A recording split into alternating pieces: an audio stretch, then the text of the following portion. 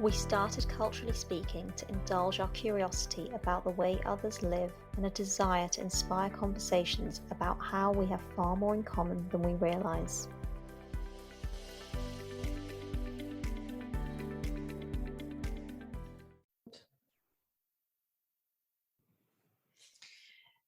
How are you doing today?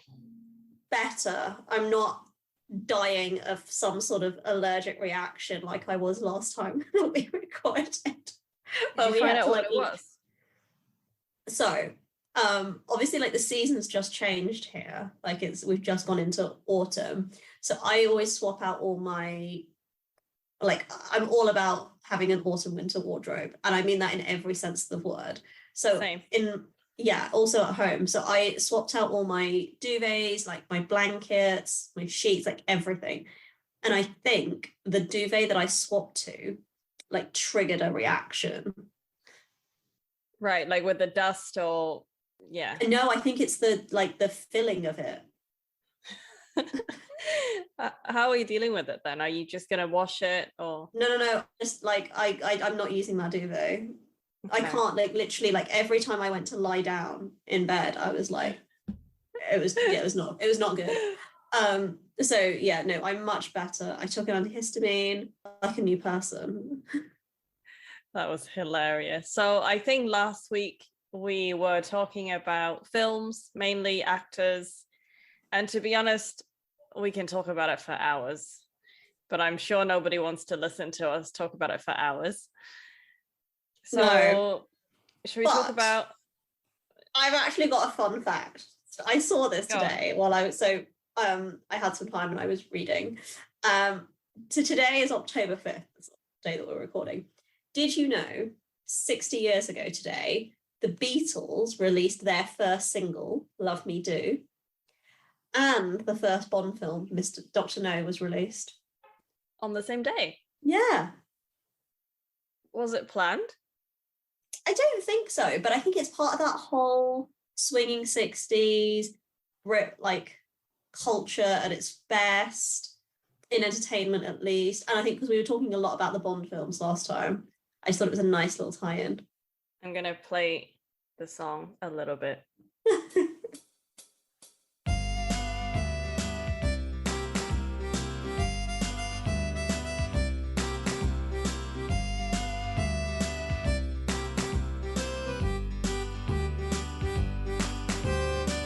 Okay, hopefully that doesn't get us in any copyright troubles, but I thought, worth a 3-second reminiscing. So there you go. Fun fact of the day. That's an excellent pub quiz fact again. So let's move from the big screen to the small screen. Okay, small screen. I feel like one of the things that is very British, and every country has it in like a different form, British soaps. So for anyone that's not British, the soap operas, there are a couple of big, well-known ones. They're all based in very specific parts of the UK. I will say that. So like in Mexico or in Spanish-speaking countries, you have telenovelas, which are like very dramatized soap operas. But telenovelas have like a very distinct period. Like they end. Mm-hmm. Whereas these soaps have been going on for decades, and they're almost an institution in themselves. Mm-hmm. So like the really famous ones that maybe people who aren't British have heard of are things like EastEnders mm-hmm. or Coronation Street. And EastEnders is kind of like, we're obviously living in London and it's based in East London. It has a made-up postcode and like a made-up tube station and everything. And like the EastEnders Christmas Day episode is a thing that families watch. Like, I don't even watch EastEnders, and I can tell you, if I'm in the UK for Christmas Day, like, without fail, we will turn it on. And nobody knows what's happening because they've not watched it for probably the previous year, but it doesn't matter because it doesn't take much to pick it up because it's obviously all just highly improbable things that would not happen to, like, the average person, but just make great viewing for the exaggerated storylines. I have literally never seen a minute of it. But would you recognize the theme tune? Yes. Exactly. That's also another, I don't know if you know this, but you know Snoop Dogg? Yeah. He is a huge fan of Coronation Street. And it's pretty bizarre, isn't it? Like, how Yeah. would Snoop Dogg find Coronation Street? And he actually reached out, well, he got his agent to reach out to the production team to see if they could get him a role on it. Like a cameo? Yeah. Oh my God. Did it happen? I don't think so. This is what he said, right? It would be perfect for me to be on the show. I love the whole dynamic, the way it is put together. It is my world. It is something I could fall into. So for context, Coronation Street, I believe, is based in the north of England. Mm-hmm. So, you know, there's and also they're programmed on different channels. So for people who, again, aren't British, there's the BBC, Mm-hmm. which is funded by the taxpayers and through the TV license. And then you have other channels. So I believe Coronation Street is part of ITV. I think so. So, you know, people tend to have an allegiance to one or Yes. the other, depending on what kind of family you are. And there are others. There are other soaps as well. It's like you either wear Nike or you wear Adidas. It is a thing. So what I'm one of those people that wears like Nike trainers and then like Adidas leggings. No. Because the outfit just needed that colorway. It didn't need the brands, but it needed the colorway. I'm a full-on Nike girl. So I'm agnostic. I will mix and match if it looks good and it fits well. Fair enough. So what are some of the TV shows that you actually grew up watching or still watch? So I think children's TV shows, I was a CBBC child. I didn't watch a lot of TV, obviously. Mm-hmm. Mama P would not allow that. But when I was allowed to watch TV, so I watched the BBC version of the children's programming. So I'm trying to think of some that are probably, like, again, very British and of a child of the 90s. Brum, Arthur, Art Attack. Oh my God, I loved Art Attack. So for people who have been listening to us for a while, you know that I didn't grow up in the UK, but we had, I'll come to my TV shows in a minute, but I had such a wild mix of British, American, and Japanese growing up. Yeah. But I loved Art Attack. I loved when they, you know, when they do like put the objects and then they zoom out and then it's a painting. I just loved it. Blue Peter, obviously institution, your Blue Peter badge, if anyone has those. What else did I used to watch? Queen's Nose, that was another one. And then I think things like Tracy Beaker, because it was an adaptation of the books. Just quick question, Arthur. What are they? Do you want to bring up a photo? Yeah, I'll post a photo when this episode comes out. But what are they? Oh, It's a very good question. Yeah, it's an aardvark. Okay. The theme tune is still going through my head. I think with all of these things, I remember the theme tune so clearly. I was even talking to somebody yesterday about, there was a TV show for younger children. It was called Either Come Fly With Me or Come Away With Me. And it was it was a woman. She had this older lady, I can still picture her face, trench coat, a dog, and a spotty plane. It's the most ridiculous thing known to man, but the dog was called Pippin. Okay. And the theme tune is still in my head. But so those are my children's shows. I think growing up, Skins as a teenager. Oh God, yes. Bring back Skins. Nicholas Hoult, Dev Patel, Kaya Scalaria. What was the guy that was called Cook? What was his actual name? James. Jack. I need to look this up now. Jack O'Connell. Yeah. Oh. So Connell, yeah. Skins was iconic. What else was on British TV at that time? Mr. Bean. Of course. So Mr. Bean is something I used to watch with my grandparents because it is multi-generational. And I mean, look, the skill of Rowan Atkinson to not actually say anything but convey so much, and they're still funny. How does he not laugh when filming? And it's still funny, it's still timeless. Speaking of comedy, Chuckle Vision. I don't know if you ever watched the Chuckle No idea. Brothers. I know who they are. Oh, to me, to you. To me. Yeah, I know who they are, but I've never watched it. Yeah, that was a big part of kind of children's TV. And then I think more sort of recent, or now, things that I guess have exported that other people outside the UK probably know, like Downton Abbey. We were like a big Downton Abbey family fan because obviously the history, period drama. I've never seen it. Spooks. Oh, I know. I don't know if you'd enjoy it. It's a slow burn. I feel like I do enjoy a good period drama, but I don't know. It takes me a bit of time to get into it, I think. Dame Maggie Smith, though, has some epic, like, one-liners, zingers. Honestly, worth watching for her alone. And Spooks, obviously, we talked about our love of Spooks.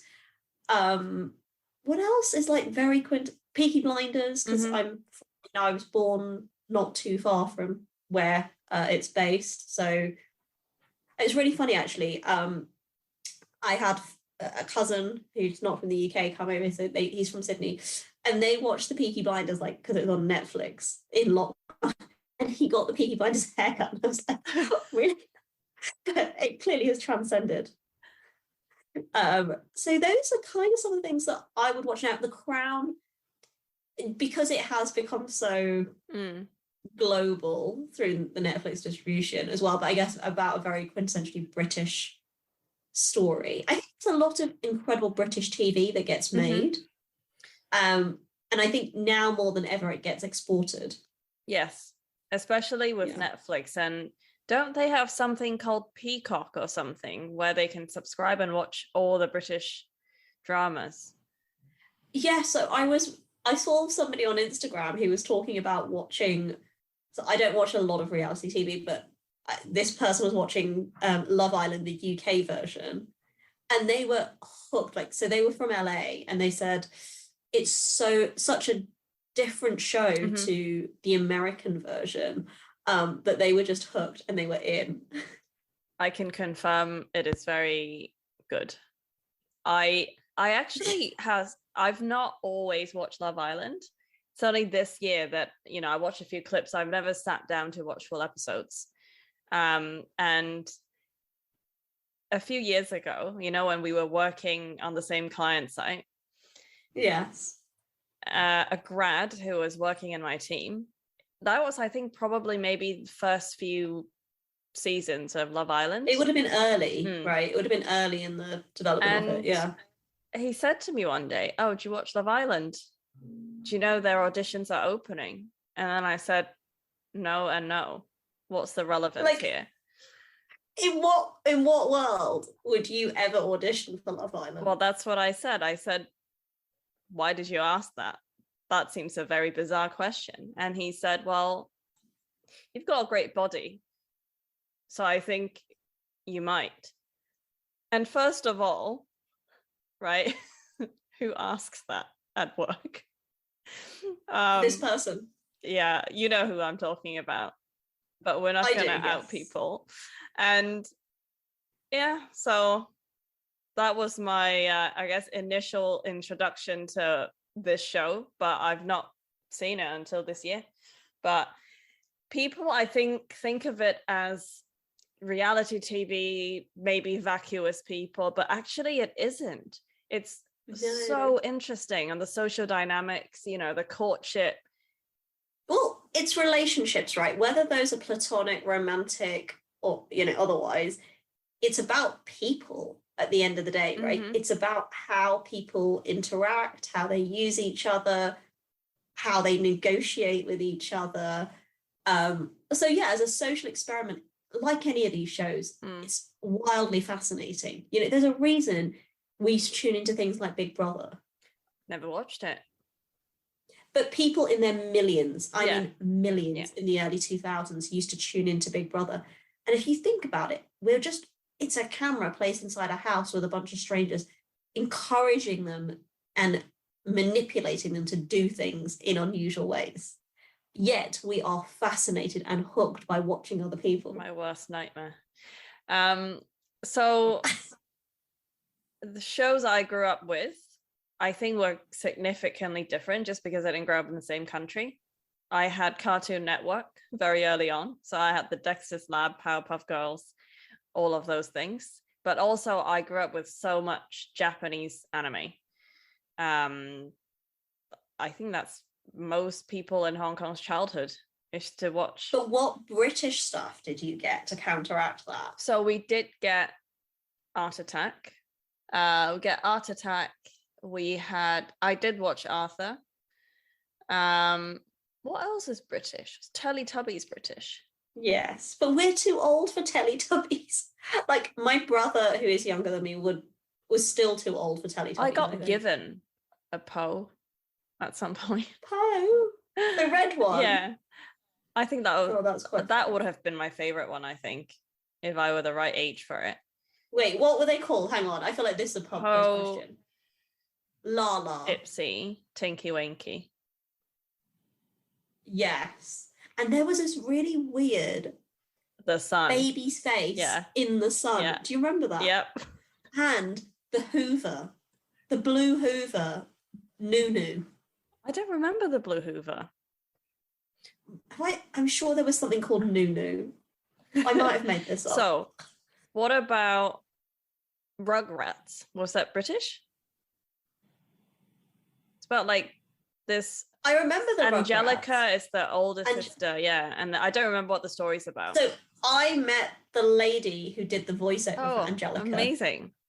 She came to our school because she's a voiceover artist, and she came to our school to give a talk. I don't believe because of the accent, because she was really intriguing. She literally was at her talking voice, which you would never believe was Angelica, and then she flipped literally the entire kind of switch on her voice. And it went into that very, I'm not going to do it, but that sort of high-pitched, squeaky sound. And I was hoping you'd do it. No, I mean, I'm what far about too alto SpongeBob? for it. No, way after our time. And I'm not a SpongeBob fan. I'm sorry. Me neither. Really I don't like it. Is it British though? It's Nickelodeon, so it's American. Yeah, so I'm saying that none of these are British. Oh, The Simpsons. How did we forget The Simpsons? Again, not British. But I know, but like that was a quintessential part of childhood. What about what's that claymation thing? Wallace and Gromit. Oh, do you know there's a movie? Yes, I have seen it. I don't think I watch many other British, because imagine, apart from the British ones, I had American and Japanese shows, so I don't think I had enough time to have seen everything. So there were a lot of American shows that I watched as a teenager. Mm-hmm. You know, things like the OC, obviously. Oh Gossip my God. Girl. OC, classic. Don't you feel like it's kind of like Skins, but less PG-13? Skins was not PG-13. Okay, fine, it's like 18 plus. I was going to say, Skins is gritty. Yeah. The OC was all about the glam, right? I mean, it was a very high-end society. So, yes, so good. The music as well. Again, all of these, I'm always about the soundtrack, you know that. And the soundtrack to the OC was, I mean, those were music moments. I'm going to skip over Gossip Girl because otherwise we'll spend 2 hours talking about it. So, yeah. Part of my teenage years I spent in boarding school in the UK. So I got into Blackadder because, you know, loads of time after prep time before bed. Faulty Towers, Jeeves and Wooster. I think those are my three. Like, I spent so much time watching Blackadder. I went through all of the seasons. And again, same usual suspects, right? You've got Stephen Fry, Hugh Laurie, Rowan Atkinson. Who's Baldrick? Baldrick's actor. What's his name? He's really good. I actually think it's getting harder and harder to distinguish which are British shows because you're getting a lot of British actors in American shows, right? Think about Game of Thrones. Everybody, well, almost everybody is British and they all speak with a British accent. Do you know what, though? I went through a period last year, I think I've talked to you about it, where I just got nothing against it, but I really wanted to hear British accents on British productions, because I just got so used to hearing consistently Americanized or international accents that it was really refreshing to actually hear British voices in British shows. And I kind of went through a resurgence of watching British TV, which was actually really nice. It was kind of, it feels oddly comforting to hear someone that sounds similar to you. Do you remember when I told you that I bought a Jacqueline Wilson secondhand book? And yes, so she's someone I read when I was young, and I hadn't realized how British things were in the book until I'm reading them now, because when I was little, I wouldn't have known any difference. And yeah, it was nice. But now you can. Yeah. Now you can identify. And this is why, like, I love watching London on a TV show. So there's a show that I watched, The Split, which is about their divorce lawyers or family lawyers, based in London. And London looks glorious, by the way, in this production. It's London at its best. You know, the sun's shining. It's gorgeous. The fashion is also gorgeous, I might add. But I just love the fact that I can see my city. Yes. On film. And they're places that you and I walk, we go, we know in the city, you know, and even things like the houses. Granted, they're probably not where you and I are living, but they're very British in character.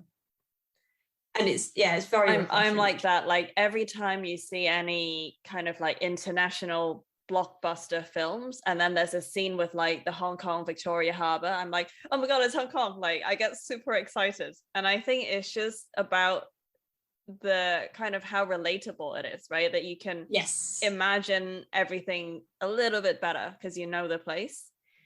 But I think, so you're not into true crime. I know that.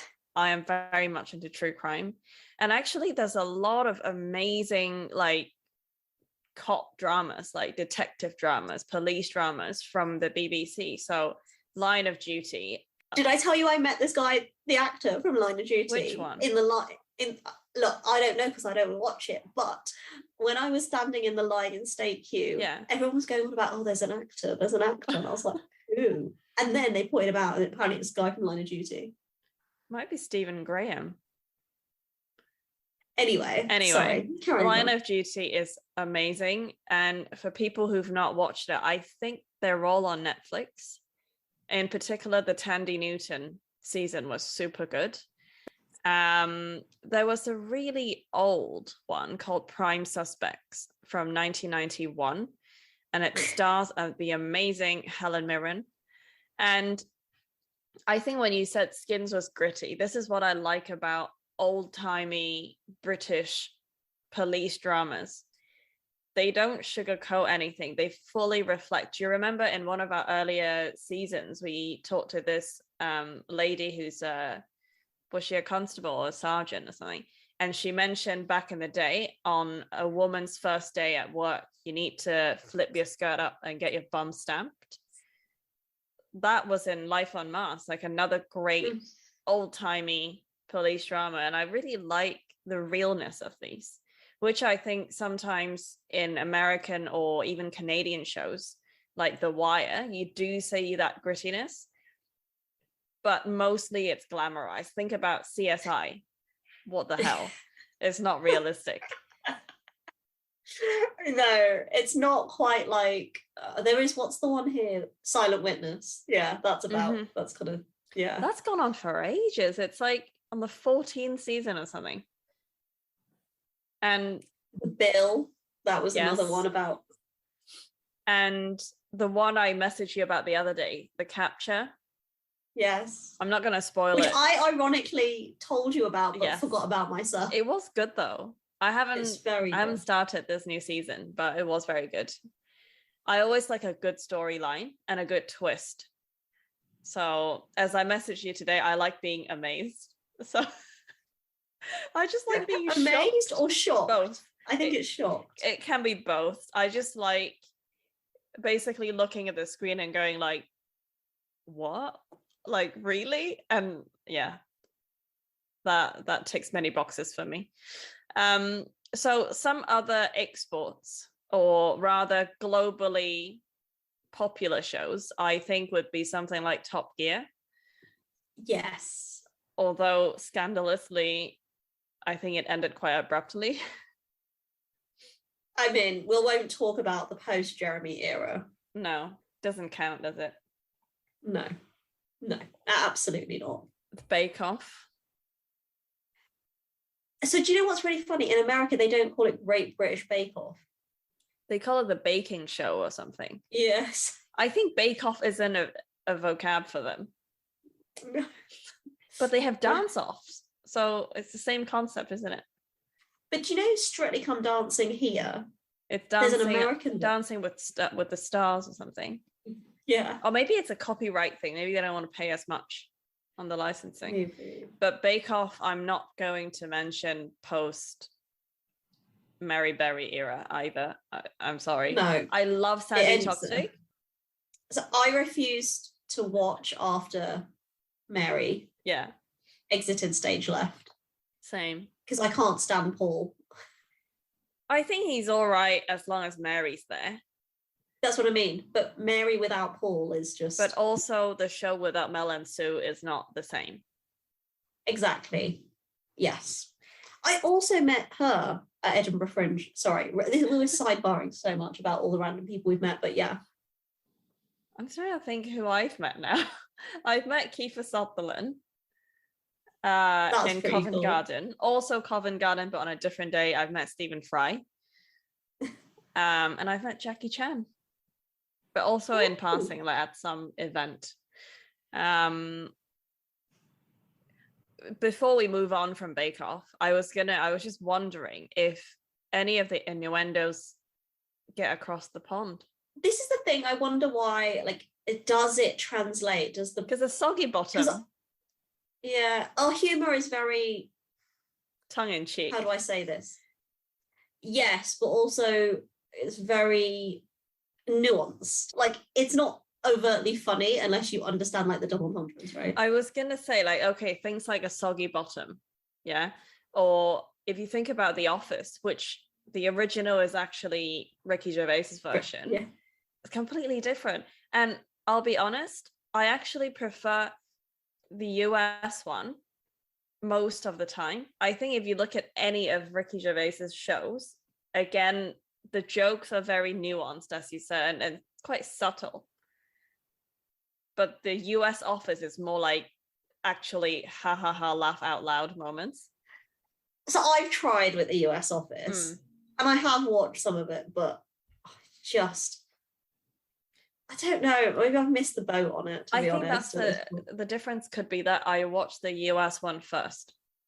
That's the problem. So I've watched the British, Great show though. I think both are great separately. Speaking of Little Britain, I feel like we'd be amiss if we didn't mention Little Britain. I enjoyed it so much. I know it's so un-PC in this day and age, and I know, that they're not showing it anymore, are they? They're not distributing it. But that is specifically, in my personal opinion anyway, the problem with what's happening to comedy. Everything's too PC. Yeah. It's not funny anymore. Sorry, I'm there. Little Britain was an institution for like Christmas time viewing in our family. I mean, speaking of other great British exports and comedy, of course, Gavin and Stacey, James Corden, sorry. Richard Corden, who's that? Richard Corden. I don't know who Richard Corden is. James Corden, however. Yeah. That's a good show. I feel like that's almost like our answer to Friends. Like, not quite, but it's that kind of feel. Do you know what I mean? Like a relaxed... Gavin and Stacey. Because also the location and like where they're from, like Wales, Barry Island, Essex, like they're almost the other character in... Yeah. Those in and of it's part of the show. Oh, so much good TV. So apart from, I guess, the small screen then, let's just talk a little bit about the stage. Because I know you like going to plays. Personally, I'm a musical kind of girl. So am I. I'm indiscriminate about the stage. Like, I love musicals, I love plays. I just love going to the theatre, I think, in general. I love the opera, ballet. Have you been in a play? Myself? Yeah. Like, as a child, yeah, not as an adult. What plays have obviously. you been in at school? Little Red Riding Hood. Obviously, I was Little Red Riding Hood. Was it I had a was it a great singing outfit. part or just speaking? No, it was straight theatre, Okay. straight acting, just play. What else was I in? I was gonna say give me your best Red Riding Hood very scared look, but I'm not gonna make you do that on screen. No, I had a great outfit. I did the cape on point. What else was I in? Like at like school plays, like Amdram type things. Gosh, I'm trying to think off the top of my head. What were you in? I'm probably all like the same sort of musicals. No, so in Hong Kong in my school, we didn't have a lot of this type of play. We had the nativity play. Oh, of course, yeah. I was one of the 3 angels. I think probably because I had long hair. I'm not sure. But actually, I remember when I was in nursery, we had one of those like end of school, like graduation plays. Hong Kong was very forward thinking. It was about being kind to the environment. Like, it was a made up play. We had one that was like trees swaying in the breeze. Guess what I was though in my kindergarten play? What? I was a bin bag. I was a tree. That I remember. I was a tree. I don't remember what the part played, but I remember I was a bin bag. And actually, that wasn't even the most memorable thing that happened that evening. We were at this like massive like convention center. Obviously the play was just open to parents and family. And at the end, I remember I was leaving, and this little boy from my class gave me a flower and asked me to marry him. I love that you remember it, but you look so traumatized still by it. I think I ran away. I don't think I said anything. And I feel so bad. I remember how the little boy looked exactly in my brain when we were like 4 or 5, but I don't know his name, don't know what happened to him. I'm sorry, whoever that was. I could have handled it better. But and then at school here we had pantomime. Yeah, but I wasn't partaking in that. I was gonna say, look, I've never sang in like a musical or anything because I'm not a great singer. But yeah, I mean, we used to have to act in plays. We did like Midsummer Night's Dream, things like that, like Shakespearean stuff. Oh, actually, I suddenly remembered in English literature at school in Hong Kong, we had to study Joan of Arc. Yeah. I feel like we did a like short play, maybe. I mean, pretty traumatizing book to read, to be honest. And we also did Taming of the Shrew. I think we did there'll definitely be some Shakespeare. Play. Yeah. Yeah. Macbeth. So first of all, I will go to a play with you at some point. I went to a great play last weekend, Bad Jews. Okay, off Broadway. From Broadway. It was on here for a limited run. Really funny. Feel like you would have really enjoyed it. It was great. I think I'm not opposed to them. It's just quite an alien thing to me. So yeah, I'll keep an open We get mind. dinner afterwards. Like, okay. It's okay. Is that my it's still part reward for sitting through it? I'm much more of a musical girl. Probably because I was classically trained in music. Like, so for me, music is a big emotive thing. So my favorites, of course, We Will Rock You, which sadly has gone forever. Queen is amazing. I did go to see the remake of it a couple years ago now. Okay. It was bizarre. I did not like it. I went with a few people who've not seen the original. Right. And they really enjoyed it. But they've changed all the lyrics to woke lyrics. Oh, no. I know, and I really didn't like it. Because the original... You shouldn't have to mess. Yeah, you shouldn't have to mess with the classic. Nobody messes with Freddie. I have to say, I went to see Moulin Rouge, which I think I told you about a few months ago. And they've updated all the songs, but it's great. Like like the songs are really good. And they've kept all the like really good classics, but just updated with some new ones, which I really enjoyed. So I would recommend that if you are in the hunt for a new musical. I've actually, sorry, sidebar again, I've been to the actual Moulin Rouge. Yeah. But when I was way too young, we were on this family holiday in different parts of Europe, like a guided holiday type thing. And I remember going to like the red light district and people doing the can. I remember being mortified. So we went in and I had orange juice because I was a child. So that's how young I was. And I remember seeing like these beautiful ladies doing the can, but when they kick the legs up, obviously there's like things there that I wouldn't expect to see. And I remember being so traumatized by the whole experience. Like, what is this show? What is happening? And then obviously my poor parents are like saying they're super awkward. Oh, I love that your parents took you to the Moulin Rouge. It was part of the it was part of the tour. I think everybody went. I know, but the fact that they like took you along. I know, it was weird. So Chicago. Yes. I've seen Fantastic. Both the musical and the film. Yeah.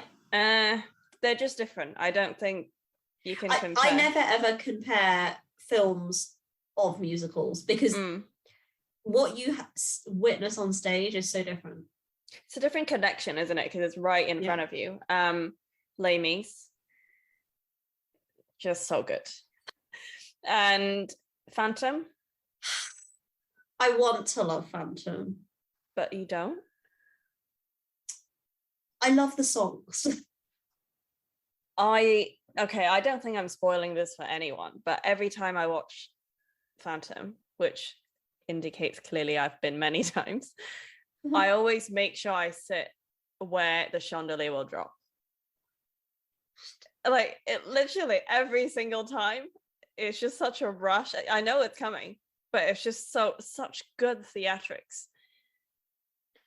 So for me, the thing that evokes that emotion for me is Lion King.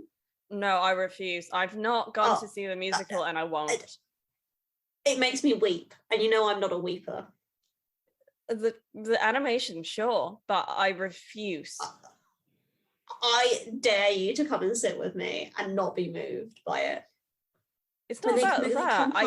I think I will be moved because of the story, but it's not a real lion. So good. No. It's so good. Sorry, good. No. Oh, I think a few of these things, like which people try to put on the stage, I'm just not accepting, unless there's a real bloody lion. Open your mind. Open your mind. Okay. Is all I can say to that. What else have I seen that I really enjoyed? Hamilton is up there for me. I don't know. Now I think I'm feeling, because we've been talking about musicals, I'm getting back into concerts and gigs. I think I'll be more up for them now. Yeah. So that's it for this episode, where we talked about small screen, stage, other entertainment. Thanks for listening. Bye.